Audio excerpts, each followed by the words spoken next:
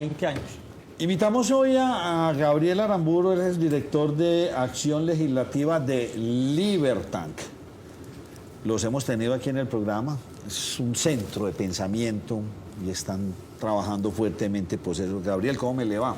Muy bien, Ignacio, buenas noches y gracias por esta invitación. Bueno, a ustedes y a todo el equipo, gracias por tenernos acá. Le cuento a los televidentes que estamos siguiendo las medidas de bioseguridad. Ustedes tienen una propuesta bastante interesante. Estaba leyendo algunos apartes, hace días me la habían enviado. 3 propuestas para crecimiento y desarrollo. ¿Cuáles son los 3 pilares de estas propuestas? Sí, las 3 propuestas, Ignacio, básicamente son la eficiencia en el gasto público a través de la reducción de la burocracia, primero, la implementación de un impuesto a la renta proporcional simplificado, segundo, y la implementación de un modelo del salario mínimo diferencial por regiones, tercero. Bueno, y ahí va poniendo un tema interesante. Yo Eficiencia en el gasto público. No, en la burocracia, Vámonos por la burocracia. Aquí nos están hablando de reforma tributaria, pero nadie nos está hablando de disminuir la burocracia o el gasto público. ¿Ustedes qué proponen? Correcto, es que cuando se habla de eficiencia en el gasto, se tocan muchos temas. Los tomadores de decisiones, los líderes de opinión, los dirigentes políticos, empresariales, los ciudadanos, siempre tocan temas como seguir la regla fiscal, el marco fiscal del mediano plazo, simplificar los sistemas de transferencias de la nación a los departamentos y a los municipios, los sistemas de contratación pública, pero casi nadie, casi nunca discute la posibilidad de reducir la burocracia, de reducir la cantidad de entidades y de funciones y de funcionarios que tiene el Estado. Entonces, eso es lo que estamos proponiendo. Queremos poner sobre la mesa ese punto que casi nunca se toca. Ese puntico está muy bueno, pero usted sabe pues que ahí hay que pagar como mucho puestecito, ¿no? Para eso no es la burocracia, pago. O sea, usted me ayuda a llegar, pero este puesto para usted, y eso es una historia que la sabemos en Colombia de sobra. ¿Para qué hacer este tipo de propuestas si sabemos que eso no funciona? Pues precisamente... Para que quede el antecedente. Sí, para que quede para el registro y para la historia que al menos hay algunas personas o algún sector de la sociedad proponiendo esta posibilidad. ¿Y ustedes tienen eso cuantificado? Sí, es que... ¿Cuánto puede ser, digamos, si se hiciera una optimización del gobierno nacional? ¿Esto a cuánta plata equivale? Nosotros proponemos más o menos la reducción del presupuesto o la eliminación absoluta de más o menos 17 entidades del gobierno nacional central. Pero esa lista es tentativa, pueden ser más, pueden ser menos. Si digamos, reducimos o eliminamos esas 17 entidades más o menos, estaríamos ahorrando 3.5 billones de pesos al año, no en total, sino al año. Entonces, 7 billones en 2 años y así sucesivamente. Eso es mucho dinero que podría pues ahorrarse o invertirse, que eso es parte de la propuesta también, en proyectos o actividades que son muy estratégicos y muy importantes para el país que no tienen presupuesto en este momento. Ya, Nacho, esos son 35 billones de pesos en 10 años que la reforma tributaria que nos están planteando espera recaudar 25.4 billones. O sea, son casi 10 billones de pesos más. Pero no sé, porque me caí como una duda. Habla de cuántas, 17, 18 instituciones. ¿sí Más o no? o menos, sí. ¿Cuánto vale cerrar esto? ¿Cuánto vale liquidar a toda esta gente? Entonces, pero la gran mayoría sí se ahorra plata, pero contratistas, Nacho. Sí. Bueno, si son contratistas, sí, pero bueno. Es que para eso también nosotros proponemos, pues para eso sí nos endeudaríamos. Para eso el gobierno, mediante crédito, mediante la contracción de mayor deuda pública, podría crear un programa para esos exfuncionarios estatales para que salgan a crear empresa, a montar un negocio dentro de 2, 3 o 5 años. Todo es discutible. Andrea, usted tenía una pregunta. Sí, director, esta propuesta me imagino que no es a la jura. ¿Qué entidades están considerando ustedes que sean eliminadas para que se pueda llevar a cabo ese ahorro burocrático que 3 o 4 proponen? agencias, ¿sí o no? Claro, Bajita la mano. sí. ¿Cuáles? Es que el tema es muy complejo. Entonces, por ejemplo, las altas consejerías presidenciales, todas, que funcionan como un gabinete paralelo a los ministerios, a las superintendencias. ¿Qué son cuántas? Son como 15 o 16, creo que son 16 altas consejerías presidenciales que uno va a ver sus funciones, son casi exactamente las mismas de muchos de los ministerios.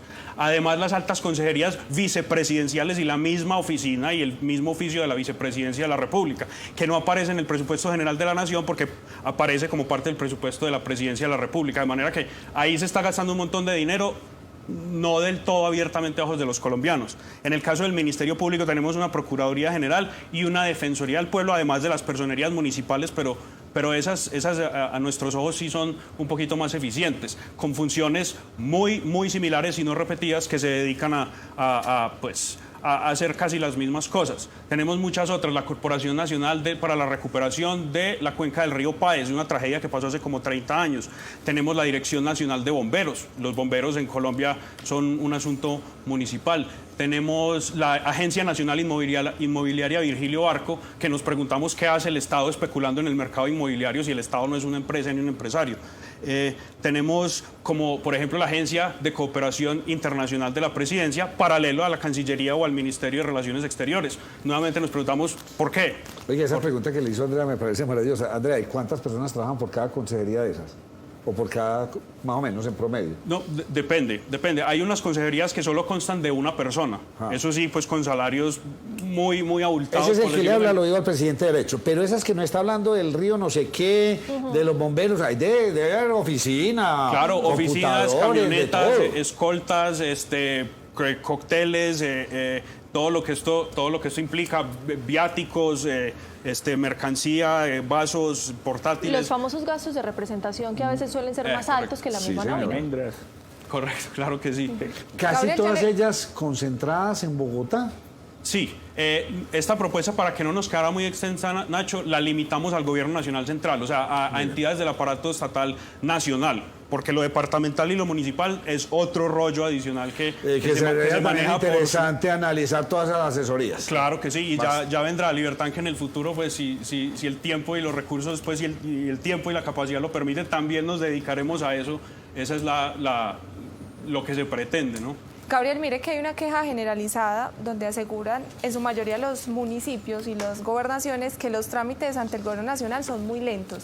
Eliminando esas dependencias que usted nos acaba de mencionar, además de ahorrar costos en dinero, también se podría agilizar esos trámites que muchos se quejan que son demasiado lentos. Absolutamente, ahí tocas otro punto, otra fibra súper sensible, porque además en Colombia gastamos más tiempo y más dinero en promedio que en Latinoamérica para cumplir con los trámites, los permisos, los sellos, las filas, las fotocopias requeridas para hacer empresa, para cumplir los derechos, para que no nos sancionen.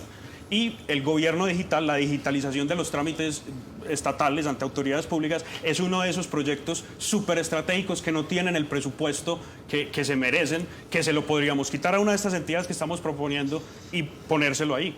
Para reducir y facilitarnos a todos la vida, y para que hacer negocios sea más fácil, y para que ejercer nuestros derechos sea más sencillo, y para que no incumplir la ley sea más fácil nuevamente, claro. Vamos con el segundo punto. Ese es de los que le gusta a José. Hablan ustedes algo de la renta. Explíquenos qué es eso. Por supuesto. Entonces, al respecto que ahorita conversaban sobre la reforma tributaria, pues esto tiene mucho que ver también, y estamos proponiendo pues simplificar todo el estatuto y el sistema tributario en Colombia, que es demasiado complejo, que además de que es elevado, 71.2% de los ingresos anuales de una empresa se tienen que ir en impuestos. Además de eso, hay que pagar contadores o abogados súper especializados para que nos digan cómo es que se pagan los impuestos.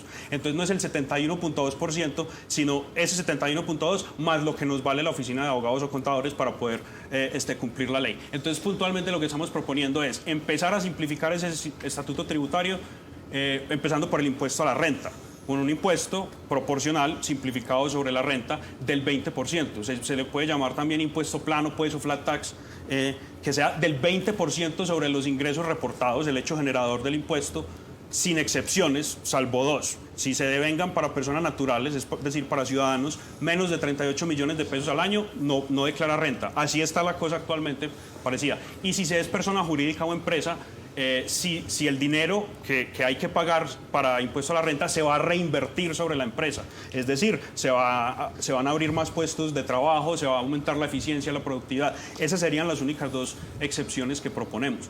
De resto, todo el mundo paga el 20%, sea que se gane o que reporte ingresos anuales de 500 billones de dólares o de 100 mil pesos, paga el 20%. Creo que tenemos un sistema tributario cuyos principios son, además del de legalidad, tenemos el principio de eficiencia, el de progresividad y el de equidad. Y parece que los únicos que se respetaran son el de equidad y el de progresividad, pero el de eficiencia no.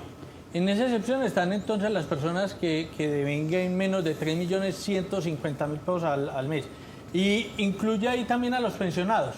Incluye a los O sea, los pensionados. pensionados de ahí para arriba la pagarían. También, todo el mundo sin excepciones. Que ese es 20%. 20%. Es discutible. Puede ser 25, 26. La mayoría de los padres de los que proponen esto en la teoría, en la academia, dicen que debe ser un poquito más. Dejémoslo en 20, esa es la Pero es propuesta. que viene el enredo ahí, entonces, 20%. Pero entonces usted va donde el contador, sí, pero 20% menos. Hombre, que pago la universidad, que pago esto, que me compré una gaseosa en la Claro. tienda, que fui por la leche, o sea, empieza toda esa deducción. O sea, eso debería ser sí o no, póngalo en el 15 sin deducción. Listo. Sí, sí, pues diría uno, no, José. Discutible. Claro. Pues Nacho, usted porque ya está terminando las universidades, pero... No, yo todavía me queda. No, lo que pasa es que lo ve uno porque entonces se plantea un nivel impositivo y está lo que usted dice y lo que hemos hablado en la mesa. Es una colcha de retazos Claro. que usted se sale por donde usted le da la gana. Pues, o sea, si usted tiene mejor contador, usted se salió y evadió y eludió todo lo que más pudo. Correcto. Entonces, si me permite, para usted poder, hay como 20 exenciones en el estatuto tributario a los impuestos. Además de eso están los regímenes especiales, pues que no son los del estatuto tributario generales. Pero para uno saber o entender que califica para una exención o que uno está en un régimen especial, debe tener el poder adquisitivo para pagar un contador o un abogado. De manera que terminan por no pagar, por eximirse o exceptuarse de los impuestos, quienes pueden pagar estos profesionales y quienes no, que son la mayoría de colombianos y de contribuyentes, terminan pagando el impuesto. Entonces ahí no solo no es equitativo, sino que deja de ser neutral y agresivo para el pequeño productor o para el pequeño rentista, más bien. Gabriel, así de compleja es así de politizados estamos en este país que no somos capaces de simplificar las cosas. Así enredado está el país. Así de enredado está el país y pues si uno mira el estatuto tributario es un ladrillo, eso no tiene otra palabra para describirlo, es un ladrillo escrito en un lenguaje supremamente oscuro, complejo, difícil. Entonces sí, mi respuesta para tu pregunta, Nacho, es que sí. Así Pues es que no estamos. sería más fácil que en vez de usted pagar impuestos, o sea, las empresas que lo paguen una vez al año, pero aquellos asalariados, pues descuéntelo de una vez, sáquele el 10, el 12 o el 7, pero todo el año, usted sabe ya y se lo descontó y pague impuestos sobre eso, porque en última instancia el gobierno nacional está cobrando impuestos es sobre la plata. Aquí normalmente estamos cobrando al dinero, al patrimonio y no a la generación de dinero, que para eso debería estar pensado un impuesto. Es a la generación, no a la conclusión de esa generación. Porque es mortal, porque entonces vuelve, no, que el patrimonio, pero usted no pagó impuesto del carro una vez al año, usted no está pagando prediales, usted no está pagando unos impuestos ya por los bienes que usted Ya, tiene. Nacho, ahora que Eso, menciona ¿sabes? eso, el presidente de la República en una entrevista radial decía que el impuesto vehicular dentro de la reforma se plantea que se le pagará al Estado y no a los entes territoriales. Claro. Así escuadrados están así en Bogotá. ¿Sí? Que tenemos un montón de impuestos, pues los nacionales, los que se tramitan a través de la DIAN, pero los territoriales, los departamentales como el vehicular, como unos impuestos muy viejos coloniales, como el de sacrificio a las reses, pues. Que se Oiga, pero pagan. lo que quieren es arañar por todas partes, Claro, y quitarle lo eso a la municipal. gobernación de Antioquia. No, porque- pero es que ¿cuál es la idea? Que eso lo recauda el gobierno nacional y se lo devuelve ya a los... No, pero lo que recaudan usted le devuelven del 100%, Antioquia le devuelven el 20 o el 26, nos decía aquí. Sí, seguramente, Recuerden o menos. uno de nuestros O invitados. seguramente, Nacho, crearán otra agencia para devolver esa plata. También. Por ahí con otras 100 nos lo personas decía empleadas. aquí Orlando, el secretario de Hacienda del alcalde Federico Gutiérrez, de lo que le pagamos, o de lo que se da a Antioquia para Bogotá, Antioquia se le devuelve, o a la ciudad de Medellín, el 26%. O sea, mandamos 100 pesos y nos devuelven 26. Eso es así. Obviamente hay una equidad con departamentos regiones. mucho más pobres, La Guajira, Chocó, y hay que tener cierta equidad. Pero entonces esas regiones pujantes, mire cuál es la deuda histórica del país con Antioquia y sus vías. Que apenas, y eso vamos a ver para cuándo, pero es una deuda histórica gigante. ¿Cuál era la tercera propuesta? La tercera es la implementación de un salario mínimo diferencial por regiones. Es decir, en Colombia tenemos un precio al trabajo, el salario mínimo, ¿cierto? Pero la realidad económica y la capacidad productiva de las regiones en Colombia, como usted acaba de decir, Nacho, es muy diferente. No es lo mismo abrir una papelería o un taller de bicicletas o una fábrica de arepas en Quibdó, que en Riohacha, que en el sur de Medellín, que en el norte de Bogotá, que en Cali. Y no es lo mismo mercar aquí en un almacén de cadena que mercar en el mercado Marinilla. Exactamente. Es mucho más barato. Usted el tomatico lo cogió ahí al lado, ¿sí o no? Exacto. Y entonces uno se hace esa pregunta, ¿cuántos precios tienen los huevos, el pan, la leche, el queso, cualquier producto de la canasta básica familiar en Colombia? Muchos. Tantos precios como tiendas hay, ¿cierto? Y compiten entre ellas en calidad, en precios, en descuentos, en promociones, pero el trabajo solo tiene un precio impuesto por una burocracia de Bogotá lejana, desconectada del ciudadano, que no corresponde. Entonces, si bien pagar un salario mínimo en el sur de Medellín o en el oriente antioqueño puede ser factible o posible para quien monta un restaurante, es absolutamente imposible pagar ese mismo salario mínimo para quien monta un restaurante en Quibdó o en Arauca. Entonces eso es lo que nosotros estamos proponiendo, que el salario mínimo... Pero en esencia, eso no beneficia mucho tributariamente o perjudica tributariamente al país. Eso ayuda quizás en el tema de generación de empleo. Sí, claro, en la generación de empleo y en la reducción de la informalidad, que eso es otro tema, pues el 48% de la fuerza laboral del país es informal, es decir, gana por debajo del mínimo, no cotiza pensión, no está en el sistema de seguridad social y no cuenta en ninguna de las estadísticas del Estado, no existe. Y el desempleo es como el 16%. Entonces tenemos 2/3 de la gente en edad laboral, entre los 16 y 62 años más o menos, que o no genera ingresos o genera por debajo del mínimo y no está en el sistema de seguridad social. Oiga, pero ahí sí se metió usted en un enredo grande. Cuénteme. No, porque si tenemos diferencias de salarios por región, entonces si yo me jubilo en una región con el salario de mi región, pero me quise ir a vivir a otra región donde es más... O sea, de ahí es para analizarlo. Gabriel, y yo aprovecho ahí la pausa para hacerle una pregunta. ¿Eso no fomentaría que de las regiones donde el salario mínimo es más bajito se haga desplazamiento a donde es más alto el salario mínimo? Es decir, si yo estoy, pongamos, en Antioquia, que el salario mínimo es menor que el que hay, por ejemplo, en Bogotá, ¿no voy a querer irme a Bogotá a intentar ganar más? ¿Eso no va a crear un desplazamiento en las diferentes regiones? Hay que hacer más. Claro que sí. A la respuesta o al planteamiento de ambos, les digo, estoy completamente de acuerdo y eso es lo que pretendemos precisamente. El salario mínimo, nosotros creemos, es un dato que arroja la interacción de la sociedad, del empleador con el empleado. No se decreta artificialmente por parte del gobierno. Es como decretar por la fuerza la expectativa de vida o el promedio de vida. Como si dijera el Ministerio de la Vida, por decir algo, de la salud. Nadie en Colombia se muere antes de los 80 años y si alguien se muere antes de los 80 años le sanciono a toda la familia. Lo mismo pasa con el precio del trabajo, exactamente lo mismo, pero no hemos querido, digamos, hacer nada al respecto. Entonces, al transferir la decisión sobre el salario mínimo, la pensión, la calidad de vida, las condiciones del centro de unos burócratas en Bogotá que no son elegidos por el pueblo, a las regiones, puntualmente a los municipios, le estamos trasladando la irresponsabilidad de la retórica populista, no encuentro pues otro nombre, me disculpan pues el término para llamarlo, de manera que si en un municipio se elige un consejo municipal o un alcalde municipal que dice el salario mínimo digno y justo son 15 millones de pesos y en el municipio aledaño se elige un alcalde y el consejo determinan que el salario justo es el que determina el empleador y el empleado, pero como la ley nos exige determinar algo va a ser de 50.000 pesos, va a pasar exactamente lo que tú planteas. Y es que todos los trabajadores de Colombia nos vamos a ir corriendo para el municipio en donde el salario mínimo sea de 15 millones de pesos y todos los empleadores de Colombia van a salir corriendo de ese municipio a donde el salario mínimo es 50.000 pesos. Y eso va a pasar y eso va a causar un colapso en la sociedad, claro, necesario, pero eso es culpa de nosotros, de lo que hemos hecho con este salario mínimo durante toda la vida del país. Ustedes en Libertad, que son pensadores, eso es lo que ustedes son pensadores jóvenes. Ustedes en esencia, algunos ¿qué son son? jóvenes, ya lo otro sí no sé. Pero Libertad es eso. Es un centro de pensamiento y Centro de acción, sí señor.